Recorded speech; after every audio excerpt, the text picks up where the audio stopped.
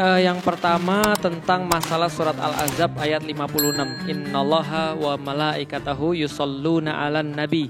Ya ayyuhalladzina amanu shollu 'alaihi wasallimu taslima. Jadi gini, bahasa Arab itu adalah bahasa yang sangat bahasa yang sangat mewakilkan sesuatu. Makanya gini, kalau kita buka kamus bahasa Arab, itu biasanya yang digambarkan adalah aktivitasnya apa. Contoh misalnya, tadi dengan kata-kata ihbitu. Ihbitu itu kalau diartikan berarti seperti turun. Tapi turun yang seperti apa itu digambarkan lewat kalimat. Misalnya, habatna fi mator. Kami mendarat di airport misalnya. Nah maka itu seperti mendaratnya berpindah dunia. Atau seperti orang nyelam. Jadi lewat kalimat. Jadi penjelasannya tuh lewat kalimat. Jadi ada penjelasan yang khusus. Contoh kayak gini ya.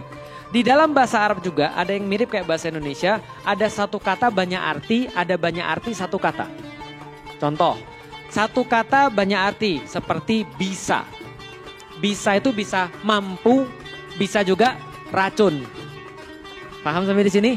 Itu ada satu kata banyak arti. Ada banyak arti satu kata. Misal kalau di dalam Indonesia banyak arti satu kata itu apa misalnya? Apa misalnya?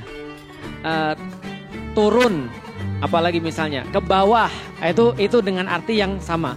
Di dalam bahasa Arab kata-kata solat gitu ya, solah itu asal kata silah, artinya hubungan. Bagaimana orang berhubungan dengan sesuatu itu namanya salah. Makanya silaturahim itu artinya adalah menghubungkan rohim. As-salah, salat itu artinya terhubung dengan Allah. Yusholluna 'alan nabi itu beda lagi terhubungnya. Maka ulama-ulama berkata malaikat dan Allah berselawat kepada nabi bermaksud adalah memuji nabi. Maka Muhammad itu artinya adalah pujian. Karena hamida artinya pujian. Hammada artinya pujian-pujian yang banyak. Muhammadun artinya adalah manusia dengan pujian yang banyak. Atau Ahmad artinya terpuji yang paling. Nah berarti yusholluna 'alan nabi, Allah dan malaikat yusholluna 'alan nabi maksudnya adalah Allah itu memuji Nabi Muhammad. Dan malaikat juga memuji Nabi Muhammad. Beda dengan sholawatnya kita kepada Allah. Ayat ini berkata Allah dan malaikat saja itu bersolawat atas Nabi. Maka orang-orang beriman marilah kita bersolawat kepada Nabi. Berarti itu bukan sholat. Artinya bukan sholat tapi solawat. Gitu kan ya. Jadi itu bedanya. Karena bahasa Arab itu satu kata harus diartikan presisi dengan kata yang lain. Contoh misalnya dalam bahasa Arab ada kata al-fauz, ada kata an-nasr, ada kata-kata apa lagi? Al-fath. Itu maknanya sama. Artinya kemenangan. Tapi kemenangan yang mana, nah itu nanti dijelaskan lagi. Makanya penguasaan orang terhadap bahasa itu menentukan makna dia.